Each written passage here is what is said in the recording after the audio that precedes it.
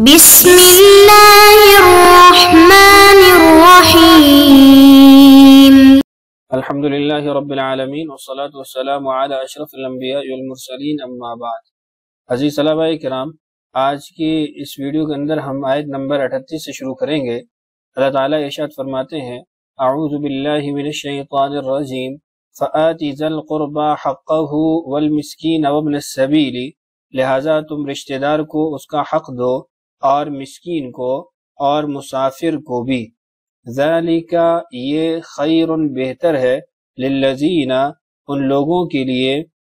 یریدون، جو چاہتے ہیں، وجہ اللہ، اللہ کی خوشنودی کو، وَأُولَئِكَ هُمُ الْمُفْلِحُونَ، اور وہی ہیں جو کامیاب ہونے والے ہیں، فلاح پانے والے ہیں۔ وَمَا آتَيْتُم مِّن رِّبًا، اور یہ جو تم سود دیتے ہو، لِيَرْبُوَ فِي أَمْوَالِ النَّاسِ،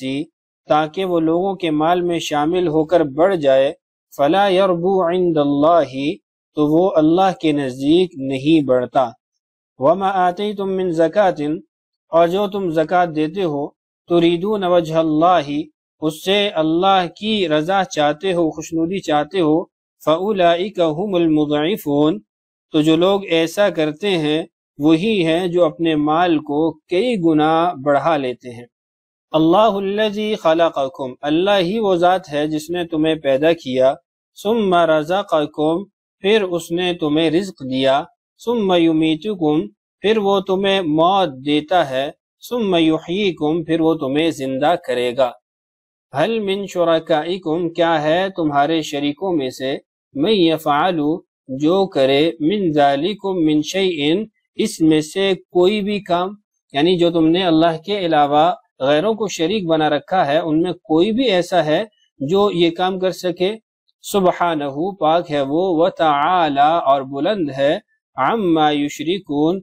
اس شرک سے جس کا وہ ارتکاب کرتے ہیں۔ یہ ہیں آج کے ہمارے سبق کی آیات۔ آئیے دیکھتے ہیں صاحب جلالین نے ان آیات کی تفسیر میں کیا لکھا ہے۔ فرماتے ہیں: فآتی ذی القربى، پس آپ دے رشتہ دار کو، القرابتا، ای ذی القرابتی، رشتہ داری والے کو، حقہ، اس کا حق،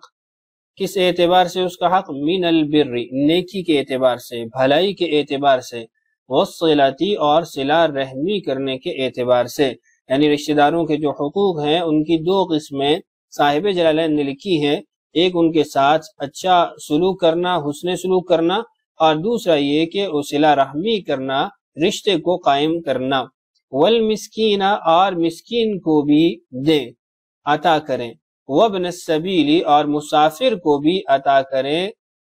المسافر، یعنی ابن السبیل سے مراد مسافر ہے۔ کیا دے، من الصدقاتی، صدقات میں سے۔ اب یہاں پر صاحب جلالین نے الصدقہ کا جو لفظ ذکر کیا ہے وہ اس اعتبار سے کیا ہے کہ یہاں پر اللہ تعالیٰ نے جو رشتہ داروں کو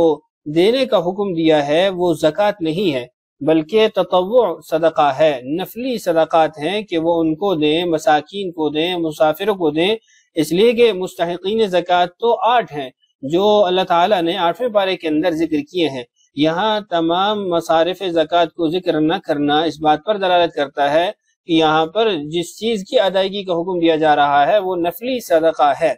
اور امام ابو حنیفہ رحمہ اللہ نے اسی آیت سے جو محارم ہے ان کے نفقہ کے وجوب کو ثابت کیا ہے، اس آیت کو اس کے لیے دلیل بنایا ہے۔ اور یہ جو بات آپ سے عرض کی ہے کہ یہ صدقہ تطوع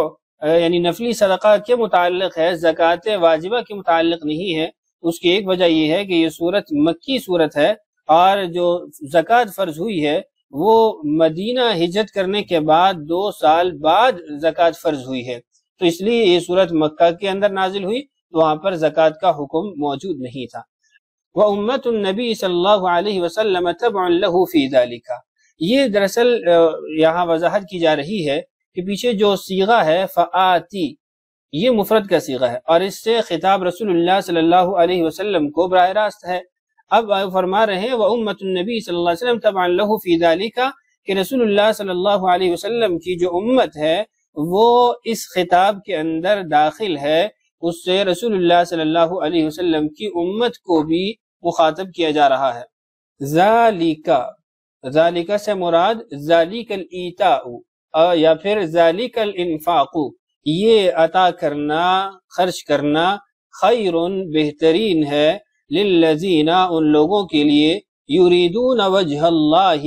جو اللہ تعالیٰ کی رضا چاہتے ہیں۔ اب یہ جملہ بھی اس بات پہ دلالت کر رہا ہے کہ فآتی اگرچہ مفرد کا صیغہ ہے، لیکن اس سے خطاب وہ جہاں رسول اللہ صلی اللہ علیہ وسلم کو ہے وہیں پر آپ کی امت کو بھی ہے۔ ای ثوابہ بما یعملون، ای یریدون ثوابہ بما یعملون، کہ وہ اللہ سے اپنے اس عمل کے ثواب کی امید رکھتے ہیں جو انہوں نے کیا۔ وَأُولَئِكَ هُمُ الْمُفْلِحُونَ، اور یہی وہ لوگ ہیں جو فلاح پانے والے ہیں۔ المفلحون کا ترجمہ آگے کیا الفائزون، کامیاب ہونے والے۔ اس آیت کا سابقہ آیت سے کیا ربط ہے تو وہ عرض کر دیتا ہوں۔ سابقہ آیت کے اندر اللہ تعالیٰ نے یہ فرمایا تھا کہ رزق تمام تر اللہ کی عطا ہے، اس لیے جو کچھ اس نے عطا فرمایا ہے وہ اسی کے حکم اور ہدایت کے مطابق خرچ ہونا چاہیے، لہٰذا اس میں غریبوں، مسکینوں اور رشتہ داروں کے جو حقوق اللہ تعالیٰ نے مقرر فرمائے ہیں وہ ان کو دینا ضروری ہے، اور دیتے وقت یہ اندیشہ نہیں ہونا چاہیے کہ اس سے مال میں کمی آ جائے گی، کیونکہ جیسا پچھلی آیت میں اللہ تعالیٰ نے ارشاد فرمایا کہ رزق کی کشادگی ہو یا تنگی ہو وہ اللہ تعالیٰ کے فیصلے سے ہی ہے، اللہ تعالیٰ کی ہی قبضے میں ہے، تو اس لیے تمہیں جن حقوق کی ادائیگی کا حکم دیا جائے اس سے مت رکو، اس سے پیچھے مت ہٹو، بلکہ تمہیں فراخ دلی کے ساتھ حقوق ادا کرنے چاہیے اور اس کی تنگی کا خوف اور اندیشہ نہیں ہونا چاہیے۔ وَمَا آتَيْتُمْ، اور جو تم نے دیا، مِن رِبًا، عبارت کا ترجمہ کر کے پھر میں اس کی وضاحت کرتا ہوں۔ بِأَن يُعْطَى شَيْئًا هِبَةً أَوْ هَدِيَّةً، یہ ربا کی تعریف ہے کہ ربا سے مقصود یہ ہے کہ کوئی چیز دے اس نیت سے کہ وہ اس سے زیادہ طلب کرے، کوئی ہدیہ دیا، کوئی چیز ہبہ کی، اور مقصد یہ ہے لِيَطْلُبَ أَكْثَرَ مِنْهُ کہ اس سے زائد طلب کرے۔ فَسُمِّيَ بِاسْمِ الْمَطْلُوبِ مِنَ الزِّيَادَةِ فِي الْمُعَامَلَةِ، یہ ربن کلمہ کی وضاحت یہاں ذکر کی گئی ہے کہ اصل میں وہ ربا نہیں دیتا،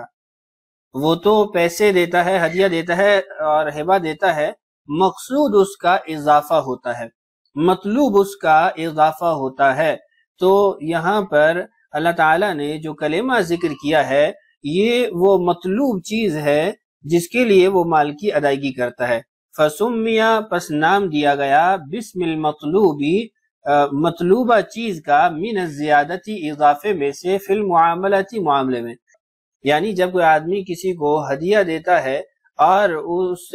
سے زائد چیز طلب کرتا ہے تو اب چونکہ یہ زائد چیز طلب کرنا یہ اضافہ ہے، اور اضافہ عربی زبان میں اس کے لیے ربا کا کلمہ بھی استعمال ہوتا ہے، تو اس لیے یہاں پر جو مطلوب اور مقصود ہے اس شخص کا وہ کلمہ یہاں پر ذکر کیا گیا۔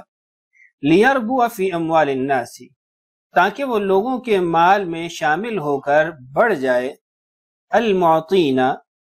جو مال دینے والے ہیں، ای یزیدو، یہ یربوا کی تفسیر ہے، اس کا معنی بیان کیا جا رہا ہے کہ وہ بڑھ جائے، زیادہ ہو جائے۔ فلا یربو، تو وہ نہیں بڑھے گا، یزکو، اس میں بڑھوتری نہیں آئے گی، نمو نہیں آئے گا، عند اللہ، اللہ کے ہاں۔ مقصود اس سے کیا ہے؟ اللہ کے ہاں کیسے وہ نہیں بڑھے گا؟ لا ثواب فیہ للمعطین، کہ جو اس نیت سے مال دیتے ہیں ان کو اللہ کے ہاں کوئی ثواب اس کا نہیں ملے گا۔ وما آتیتم، اور جو تم دیتے ہو، من زکوٰۃ، زکوٰۃ کے طور پر، آگے اس کی تفسیر کی کہ زکوٰۃ سے مراد صدقہ ہے، یعنی وما آتیتم من زکوٰۃ وما آتیتم من صدقۃ، جو تم بطور صدقہ دیتے ہو، تریدون، تم چاہتے ہو، بہا، اس سے، وجہ اللہ، اللہ کی رضامندی اور خوشنودی، فَأُولَئِكَ هُمُ الْمُضْعِفُونَ، تو یہ وہ لوگ ہیں جو اپنے اجر کو دگنا کرنے والے ہیں، کئی گنا بڑھانے والے ہیں۔ ثوابہم بما ارادوہ، کس چیز کو وہ دگنا کر رہے ہیں، کس چیز میں اضافہ کر رہے ہیں؟ ثواب میں، جو انہوں نے اس سے چاہا، اس سے ارادہ کیا۔ فیہ التفات عن الخطاب، اس جملے کے اندر التفات عن الخطاب ہے، یعنی پہلے جو صیغے تھے وہ سارے مخاطب کے تھے، تریدون، اور اس سے قبل وما آتیتم، تو یہ جو صیغے ہیں یہ مخاطب کے ہیں۔ پھر انہی لوگوں کے بارے میں اللہ تعالیٰ نے غائب کے صیغے کے ساتھ ان کی تعریف کی ہے، فَأُولَئِكَ هُمُ الْمُضْعِفُونَ، یہ وہ لوگ ہیں جو اپنے ثواب کو کئی گناہ بڑھا لیتے ہیں۔ اس آیت میں کچھ امور ہیں وہ ذکر کر دیتا ہوں۔ سب سے پہلی بات یہ کہ اس آیت کا خلاصہ اور محاصل یہ ہے کہ جو انسان اپنا مال اس نیت سے کسی کو دیتا ہے کہ اس سے اضافے کے ساتھ وصول کرے گا تو یہ اللہ تعالیٰ کے ہاں ناپسند ہے، اللہ تعالیٰ اس کو پسند نہیں کرتے۔ اب یہاں پر جو کلمہ استعمال ہوا ہے وہ ربا کا ہے۔ ربا میں دونوں احتمالات ہو سکتے ہیں، ربا اصطلاحی جس کو ہم سود کہتے ہیں وہ بھی اس سے مراد ہو سکتا ہے، اور اس کے علاوہ جو نیوتا وغیرہ کی رسم ہوتی ہے کہ کسی کو ہدیہ دیا جائے اور پھر اس سے زائد وصول کرنا یا اس سے زائد کی طمع اور لالچ رکھنا، یہ چیزیں بھی اس میں داخل ہو جائیں گی۔ تفسیر اس کی یہ ہے کہ اللہ تعالیٰ نے جو سود کی مذمت بیان کی ہے اس میں سب سے پہلی آیت یہی ہے جو مکہ مکرمہ میں نازل ہوئی، اور سود کی جو مذمت بیان کی اس میں ایک بات یہ بھی ذکر کی کہ جب آپ کوئی مال کسی کو دیتے ہیں اور آپ کی نیت یہ ہوتی ہے کہ یہ مال ان کے مال میں شامل ہو کر اضافے کے ساتھ واپس آئے گا تو یہ ظاہری طور پر تو اضافہ نظر آ رہا ہوتا ہے، لیکن حقیقت میں اضافہ نہیں ہو رہا ہوتا بلکہ اس کے اندر کمی آ رہی ہوتی ہے۔ اللہ تعالیٰ ارشاد فرماتے ہیں یمحق اللہ الربا ویربی الصدقات، اللہ ربا کو مٹاتا ہے، ختم کرتا ہے، اور صدقات کو اللہ بڑھاتا ہے۔ اب یہ ربا کا ختم کرنا یہ مختلف صورتوں میں ہوتا ہے، یعنی ظاہری طور پر مال تو نظر آ رہا ہے، بڑھ رہا ہے، لیکن اللہ تعالیٰ کیسے ختم کرتا ہے اس کی مختلف صورتیں ہیں۔ ایک صورت یہ ہے کہ دنیا کے اندر انسان اپنے اس مال سے نفع نہیں اٹھا سکتا، پریشانیوں میں گھرا رہتا ہے، مصیبتوں اور مسائل میں گھرا رہتا ہے، اور وہ مسائل کا سامنا کرتا رہتا ہے، حالانکہ مال تو راحت اس سے ملنی چاہیے، اس سے اس کو سکون ملنا چاہیے، اللہ تعالیٰ اس سکون کو چھین لیتے ہیں۔ اور آخرت کے اعتبار سے یہ مال یوں ختم ہو جاتا ہے یا یہ ربا یوں ختم ہو جاتا ہے، بے منفعت ہو جاتا ہے کہ اللہ کے ہاں اس کا کوئی ثواب نہیں، جب ثواب نہیں تو آخرت کے اندر یہ کسی کام آنے والا نہیں ہے۔ تو یہ کچھ دو صورتیں آپ کے سامنے ذکر کر دی ہیں، اس کے علاوہ اور بھی مختلف صورتوں میں اللہ تعالیٰ ربا سے حاصل ہونے والے مال کو ختم کرتے ہیں، منفعت کے اعتبار سے، راحت کے اعتبار سے، اور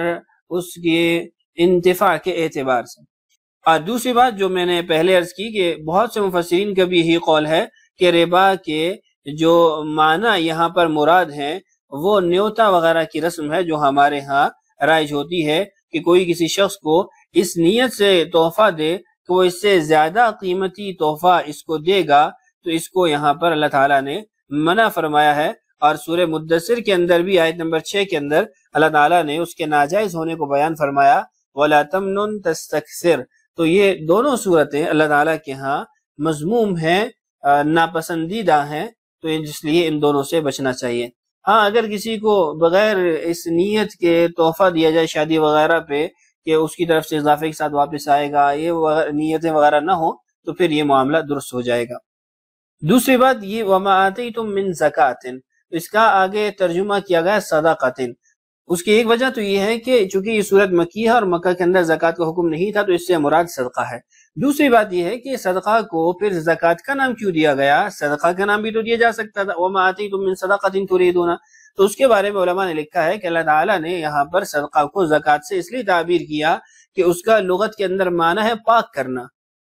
تو اس کے ذریعے صدقہ کے ذریعے اللہ تعالیٰ مال کو پاک کرتے ہیں، ابدان کو پاک کرتے ہیں، اخلاق کو پاک کرتے ہیں، روح کو پاک کرتے ہیں۔ جیسے اللہ تعالیٰ 11ویں پارے میں ارشاد فرماتے ہیں خُذْ مِنْ أَمْوَالِهِمْ صَدَقَةً تُطَهِّرُهُمْ وَتُزَكِّيهِمْ بِهَا وَصَلِّ عَلَيْهِمْ إِنَّ صَلَاتَكَ سَكَنٌ لَهُمْ، کہ صدقہ مال کو پاک کرتا ہے، صدقہ روح کو پاک کرتا ہے، صدقہ اخلاق کو پاک کرتا ہے، صدقہ ابدان کو پاک کرتا ہے۔ تو اس لیے یہاں پر صدقہ کو زکوٰۃ کا نام دیا گیا کہ اس سے یہ معنی بھی حاصل ہو جائے۔ اور فَأُولَئِكَ هُمُ الْمُضْعِفُونَ، کہ یہ لوگ ہیں جو مال دے کر اپنے مال کو اللہ کے ہاں بہت زیادہ بڑھا دیتے ہیں، کئی گنا بڑھا دیتے ہیں۔ اس کو اللہ تعالیٰ نے 3 پارے میں بیان فرمایا مَثَلُ الَّذِينَ يُنْفِقُونَ أَمْوَالَهُمْ فِي سَبِيلِ اللَّهِ كَمَثَلِ حَبَّةٍ أَنبَتَتْ 7 سَنَابِلَ فِي كُلِّ سُنبُلَةٍ 100 حَبَّةٍ وَاللَّهُ يُضَاعِفُ لِمَن يَشَاءُ، تو 700 گنا بڑھ جاتا ہے۔ اور ایسے ہی من جاء بالحسنۃ فلہ 10 امثالها، 10 گنا وہاں سے بڑھ جاتا ہے۔ تو جس کا جس قدر اخلاص ہوتا ہے اس قدر اس کا یہ عمل یعنی ڈبل ہو جاتا ہے، کئی گنا بڑھ جاتا ہے۔ اگلی آیت دیکھیے اللہ الذی، اللہ ہی وہ ذات ہے خلقکم جس نے تمہیں پیدا کیا، ثم رزقکم پھر تمہیں رزق دیا، ثم یمیتکم پھر وہ تمہیں مارتا ہے، ثم یحییکم پھر وہ تمہیں دوبارہ زندہ کرے گا۔ کلمہ ثم للتراخی ہے، اور ان تمام امور میں آپ کو معلوم ہے کہ تراخی پائی جاتی ہے، فاصلہ پایا جاتا ہے۔ هل من شرکائکم کیا تمہارے شریکوں میں سے، یعنی ممن اشرکتم باللہ جن کو تم نے اللہ کا شریک بنا رکھا ہے، من یفعل من ذالکم من شیء وہ ان امور میں سے کوئی کام انجام دے سکتا ہے کہ وہ تمہیں پیدا کرے، تمہیں رزق دے، یا تمہیں مارے، یا تمہیں زندہ کرے؟ کیا کوئی بھی ایک کام ایسا ہے جو وہ کر سکتا ہو؟ تو جواب کیا ہے؟ لا، کہ کچھ بھی وہ نہیں کر سکتے۔ تو جب وہ کچھ نہیں کر سکتے اور وہ سراپا عیب ہیں، سراپا عجز ہیں، تو اللہ تو سراپا خوبیاں ہے، ہر عیب سے، ہر کمی سے، ہر نقص سے پاک ہے۔ سبحانہ، اللہ تو پاک ہے ان تمام تر کمیوں سے۔ وتعالی اور وہ تو بہت ہی بلند ہے، کس چیز سے؟ عما یشرکون بھی اس چیز سے جس کا وہ اللہ کے ساتھ شریک ٹھہراتے ہیں، کہ شریک تو انسان کی حاجت ہوتی ہے، اس سے اس نے کام لینے ہوتے ہیں، یا پھر اس کے درجے میں کوئی ایسا فرد ہوتا ہے جو اس کے شریک بن جاتا ہے، تو اللہ تعالیٰ تو ان ضروریات سے بھی پاک ہے۔ اللہ تعالیٰ وہ اپنے اور صفات کے اندر، اپنی ذات کے اندر یکتا ہے، اس کا شریک کوئی ہو ہی نہیں سکتا۔ کفار کو سمجھایا گیا کہ تم خام خواہ میں اللہ تعالیٰ کے ساتھ شریک ٹھہراتے ہو، حالانکہ وہ لوگ کچھ بھی نہیں کر سکتے، اللہ تعالیٰ کی صفات کا ان میں شائبہ تک نہیں پایا جاتا۔ تو آج کی اس ویڈیو کے اندر ہم نے چند آیات پڑھ لی ہیں، باقی آیات انشاءاللہ آنے والی ویڈیوز میں پڑھتے ہیں۔ اللہ تعالیٰ ہم سب کو حامی و ناصر ہو۔ السلام علیکم ورحمۃ اللہ وبرکاتہ۔